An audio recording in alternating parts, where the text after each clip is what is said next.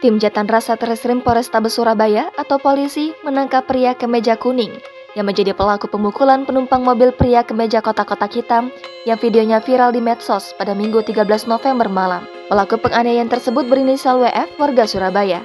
Ia berhasil ditangkap di sebuah ruas tol Semarang, Jateng, sekitar pukul 23.00 waktu Indonesia Barat.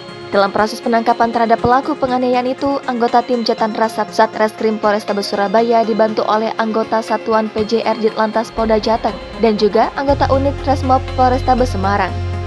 Sebelumnya, penelusuran tribunjatim.com penganiayaan tersebut diketahui terjadi di depan sebuah minimarket Jalan Mojopahit nomor 1, Keputaran, Tegalsari, Surabaya. Lokasi tersebut tepat di seberang SMA Louis I yang berlokasi di Jalan Polisi Istimewa nomor 7, Keputaran, Tegalsari, Surabaya. Sekedar diketahui, viral di medsos video dua orang pria dewasa kemeja kuning dan pria kemeja kotak-kotak hitam terlibat cekcok di sebuah bahu jalan pada Kamis 10 November lalu. Berdasarkan video berdurasi tak lebih dari 34 detik yang dilihat tribunjatim.com dari akun Instagram @iyanalukito. Pria kemeja kuning tampak memegang tongkat baseball berwarna hitam saat terlibat cekcok dengan pria berkacamata yang mengenakan kemeja kotak-kotak warna hitam.